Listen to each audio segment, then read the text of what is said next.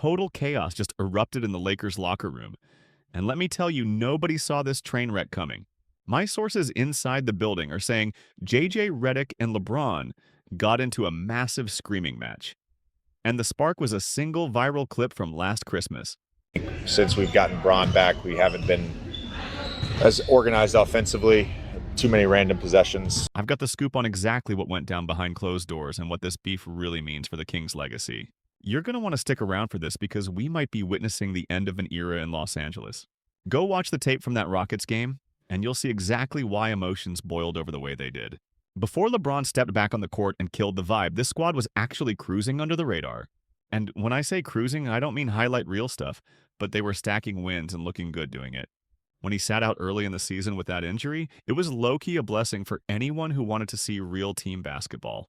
In those first 14 games without him, they went 11-3 proof they can handle business on their own. They weren't just surviving out there.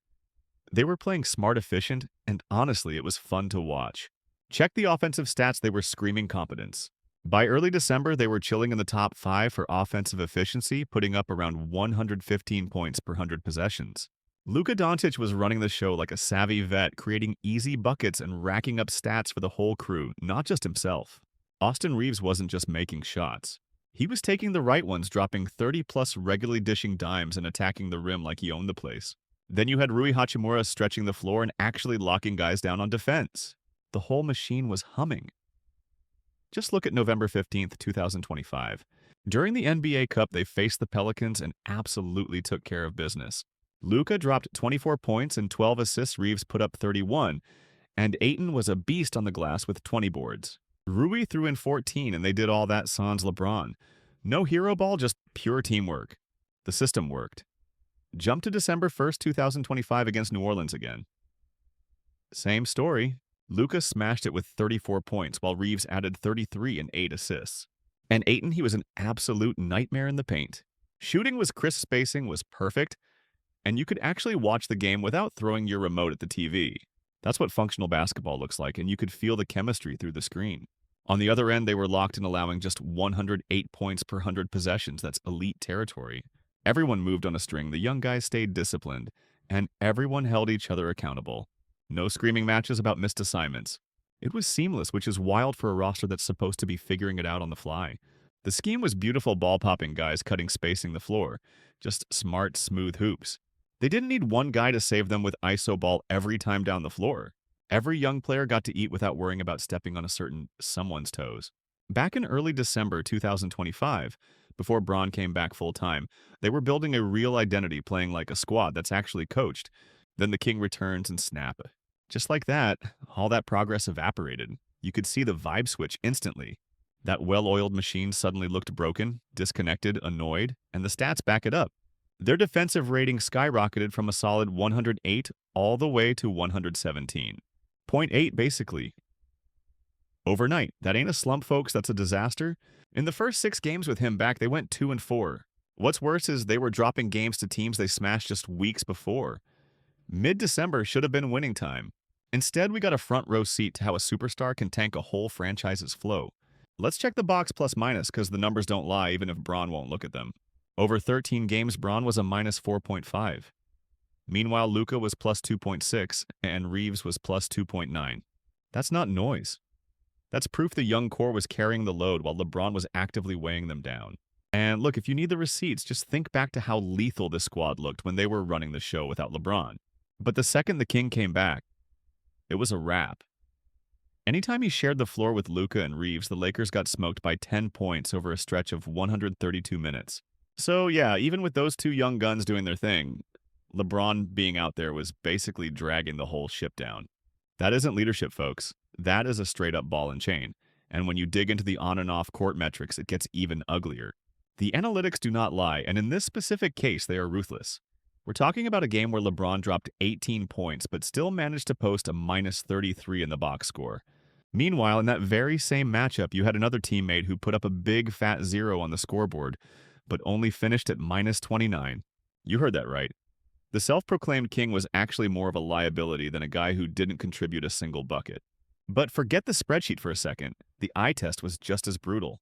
Instead of playing elite ball, we watched LeBron bickering with the refs like he was auditioning for a primetime sitcom, completely blowing off his defensive rotations, leaving his teammates scrambling around like maniacs just to...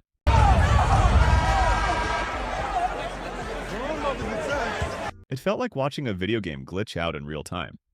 And if you've been riding with the Lakers for a minute, you know this script. Honestly, it gave me major flashbacks to that 2020-2021 season. Back then, they had the roster, the system, everything locked and loaded. But the minute LeBron stepped on the hardwood, it was like the rules went out the window, and the front office just turned a blind eye to the chaos. Accountability. Yeah, that went straight out the exit door. And now we're seeing the sequel, only this time, it cuts deeper. Because we literally just saw this team functioning like a well-oiled machine a few weeks prior. And that dynamic is exactly what triggered the chain reaction, leading to the showdown between him and JJ Redick. By the time Redick walked into that post-game presser, we were way past X's and O's. This wasn't just about catching an L. We're talking about the Christmas Day showdown against the Houston Rockets. Imagine getting completely dismantled like that on national television. The Lakers dropped that game 119-96, and frankly, that scoreline was generous, probably saved by a little luck, and a few solo highlights. If you actually watch the tape, you know the Rockets had that game in a body bag way before the final buzzer. Come the third quarter, Houston was playing loose, fast, and connected while the Lakers looked like a bunch of strangers arguing over coverage assignments. And here's the kicker, this dysfunction wasn't there before LeBron checked back into the lineup. That is the toxic atmosphere JJ Redick had to march out of when he sat down behind that microphone. And you could clock it instantly. This wasn't going to be one of those PR-friendly, we'll look at the film and get better speeches. The man's tone was completely different. Why do you think your team was unable to execute the things that it was tasked with? Because we don't care enough right now. That statement hit like a ton of bricks because everybody watching knew exactly who he was subtweeting, and then he doubled down on it. Matter of making the choice. And too often we have guys that don't want to make that choice. And it's pretty consistent who those guys are. And so Saturday's practice, I told the guys, it's going to be uncomfortable. The meeting is going to be uncomfortable. I'm not doing another 53 games like this. Right then and there, the target on the back was massive, and every single person in that locker room knew who he was aiming at. But what made the whole situation spiral was what went down immediately after. You had DeAndre Ayton, who, instead of backing his coach or taking the heat, just laughed it off like Redick had just cracked a joke at a comedy club. Your coach told us he planned for it to be a bad day. He said it'd be an uncomfortable day for the team. And y'all bought into that. We just listened to him. Y'all told him. Believed him. I'm not going to tell y'all. I'm not. That reaction right there, that tells you the whole story. Because when your head coach calls out the team's professionalism after getting embarrassed on national TV and the response is giggles, that is a culture of fear. That's players knowing exactly who the message was for and being too terrified to co-sign it. And all roads lead back to LeBron. This league has a long, messy history when it comes to any one coach or player who dares to challenge the king. Everyone in the NBA knows the deal if you step to LeBron or offer even mild criticism and you don't have superstar leverage, he will find a way to pack your bags. That isn't a conspiracy theory, folks. That is a documented pattern of behavior. Just look at his Cleveland days. David Blatt had the Cavs winning games, everything running like clockwork. But the second he and LeBron fell out of sync, Blatt got the axe mid-season while his team was sitting at the top of the conference. The results on the court didn't matter. All LeBron had to do was whisper in the front office's ear, and it was a wrap. Fast forward to Los Angeles, same old story. Frank Vogel delivers a championship in 2020. Then the moment things get rocky, instead of LeBron stepping up as a leader, Vogel gets turned into the scapegoat and kicked to the curb. Heck, even Eric Spoelstra, who's basically coaching royalty now, almost didn't survive the LeBron era. People forget how close he came to getting fired. You remember that sideline incident in Miami, right? A literal physical challenge during a timeout. Throws in a near prayer. Timeout, Eric Spoelstra. Spoelstra only survived that because Pat Riley is the godfather and doesn't blink at staring contests. But, let's be real, most franchises do not have a Pat Riley protecting the fort. And the Lakers, they definitely ain't built like that. So when JJ Redick grabbed that mic and actually called LeBron out, he wasn't just talking. He was drawing a line in the sand, daring the front office to pick a side professionalism or coddling a superstar. History tells us the coach always loses that battle. That's why the presser felt so explosive. It wasn't just some heat-of-the-moment rant. It was a calculated strike. Redick picked that specific moment because he knew the whole world had just seen the exact same lack of effort he did. Let's keep it 100 fans are sick of this modern NBA soft shoe routine where coaches have to tiptoe around their best players. Redick prioritized grit and hustle over the brand image, shattering the biggest unwritten rule in the superstar handbook. That's exactly why it felt so dangerous and honestly kind of refreshing. For the first time in forever, somebody inside that building treated LeBron like a basketball player, not a deity you can't make eye contact with. In this league, that kind of bravery usually gets you fired. The question wasn't whether Redick was right. The question was whether he'd survive telling the truth.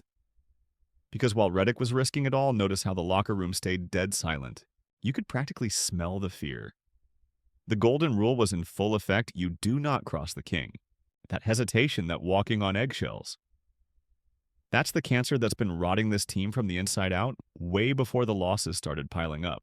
It's not exactly subtle either. Remember earlier this season when DeAndre mentioned that guys are terrified to critique LeBron's game? Not everybody could go up to LeBron and think they could tell LeBron how to do certain things. And At the time, it just sounded like standard banter. But looking back, it hits different coming from one of Bron's loyalists. If his own guys are biting their tongues, imagine how deep that intimidation goes. And trust me, he ain't the only one. The whole league whispers about it. LeBron walks in and accountability walks out. The stats back it up too. Then you flip the script to Luka Doncic. Complete opposite vibe. Right now, he is arguably the most valuable piece on that chessboard. But watch him play. He's not coasting on his reputation. The guy is hunting for respect like a rookie. He buys in, he executes, and he actually elevates the guys around him. And keep in mind, he hasn't even been wearing purple and gold for a full year yet. When Luka steps on the floor, he doesn't have to demand the spotlight. He commands it naturally high. IQ pushing the pace and holding everyone to a standard that disappeared the moment LeBron got comfortable. That's why Redick blowing his top wasn't just for TV ratings. He was trying to smash a culture that runs on excuses and let it slide energy. Speaking of Luka, the fan base is finally waking up. They're screaming at the front office to pivot the entire franchise around him. And honestly, you can't tell me they're wrong. By the time Luka touched down in Los Angeles, the organization was already drowning in that LeBron drama we just talked about. He didn't just join a roster. He stepped into a soap opera, a locker room paralyzed by the idea that one man could do no wrong.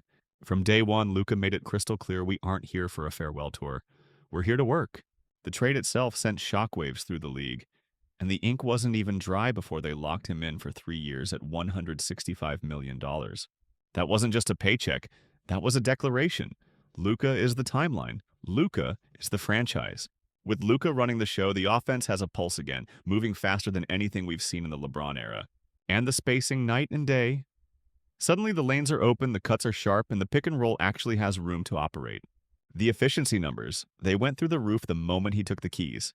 He took the same playbook and made it lethal again, giving you superstar production without the superstar drama. And don't get me started on the defense. When Bron came back, the defensive rating tanked by nearly 10 points per 100 possessions. With Luka total lockdown. Contextually, this feels like Kevin Durant going to Brooklyn in 2019, or Giannis ascending in Milwaukee. Like KD, Luka was brought in with a specific mission: be the cornerstone and drag this franchise back to relevance. But unlike that disaster in Brooklyn, which got bogged down by ego and chemistry issues, Luka plugged right into a system full of young, hungry guys who actually want to learn. He's got that Giannis mentality, combining alien-level talent with a selfless desire to make his teammates better. But here's the kicker: while Luka is out there trying to salvage the season, the fan base has gone completely off the rails. The LeBron stans are spiraling on social media, cooking up trade scenarios that have nothing to do with winning basketball and everything to do with protecting their king's legacy. The wildest take I've seen: they actually want the Lakers to trade Luka. You can't make this stuff up. Yeah, get this. They actually wanted to ship out the one dude holding the locker room together, the guy actually running the offense and fixing the spacing, just to keep LeBron happy. People were seriously talking about swapping him for a bunch of bench warmers. They wanted to trade him for scraps, like Luka was just some pawn in LeBron's loyalty scheme. It was absolute clown behavior, straight up delusional. The numbers we already dropped make it crystal clear. The team wasn't losing because they lacked skill. They were losing because of one guy, LeBron. But his fan base put on blinders, ignoring the facts to obsess over fantasy trades like that would magically fix a broken system. And here is the kicker. Even the suits in the front office woke up and started quietly taking the keys back. Moves that used to need the King's stamp of approval, yeah, they are happening without him now. Luka is taking over as the real alpha on the squad, just by how he plays and handles business. And if you think LeBron tanking the team is just typical aging superstar stuff, think again. You gotta look at the history books to see how wild this really is. Superstars fading isn't new, but this situation, this is a whole different beast. Look at Kevin Durant in Brooklyn back in 2021. That first year with the Nets was supposed to be paradise. You had KD, Kyrie, and Harden a super team on paper. Sure, KD had issues with isolation and chemistry, and we know about the playoff flops. But Durant wasn't a total negative on the floor. The Nets didn't completely collapse on defense, and the team still had a pulse. KD might have messed up the rhythm, but LeBron isn't just stopping the ball, he is actively wrecking the defense while acting like everything is cool. Then check out Allen Iverson with the Sixers. The guy could score from the parking lot, but his defense non-existent. Philly made deep runs, but his lack of practice was legendary. He got a pass, though, because unlike LeBron, he wasn't the highest-paid, most protected guy on earth. Shaq in 2007 and 2008 was getting old hurt and beefing with Kobe. But even then, you didn't see his coach roasting him in front of the whole world. Reich putting LeBron on blast on Christmas Day was rare, one of the few times a coach has ever publicly come for their star like that. I know what you were thinking. If it is that toxic, why is he still running the show? LeBron might not care about fixing the team, but he is the master of optics. Movies, commercials, social media, charity, you name it. He is a walking billboard, and the league is his stage. But here's the twisted part. The more you see the brand, the less you see the sabotage on the court. His PR team keeps spinning the King James fairy tale so nobody notices the wreckage he is causing. Now flip that and look at Luka. Touchdown in LA with no entourage, no cameras stalking his warm-ups, no meme team spinning every move. He doesn't need the hype. He gets respect the hard way on the floor. The media couldn't fake his story because his efficiency and defense did all the talking for him. Even the fans are starting to call Luka the new face of LA. Meanwhile, LeBron's image is just feeding off itself. People are out here debating if the roster should bend to his will or if he deserves more touches. It is the media narrative driving the basketball decisions instead of the game driving the narrative. And here's the ugly truth. This isn't just embarrassing. It is rewriting his legacy in real time. The self-proclaimed king is now the anchor dragging the ship to the bottom. All because he won't just walk away. How are you over 40 and still sinking your own squad for your ego? Compare that to MJ or Kobe. Those guys didn't care about being comfortable. Accountability wasn't a suggestion, it was the law. You messed up, you fixed it right then and there. They dialed the effort to 11 and put the team first always. That is why Luka and Reich are the real saviors right now. First off, Luka is young, listens and grinds. He is doing the one thing this team needed, leading by action. And Reich is the live wire, calling everybody out and forcing discipline where there wasn't any. Together, they are the reset button the Lakers desperately need. It is their one shot at a ring, winning with structure and grit instead of leaning on a fading star living in the past. This isn't about ego anymore. It is about survival. The Lakers got to quit the charade acting like a 41-year-old can still backpack this franchise is delusional. It's Luka's league now. From the suits upstairs to the sidelines and the stands, everyone is staring down the same ultimatum. You can keep babying Braun while the roster implodes, or you pivot hard hand, Luka the keys, and start holding people's feet to the fire. See, nobody's asking if they need a shakeup. The real question is whether they have the stones to finally let the true alpha call the shots.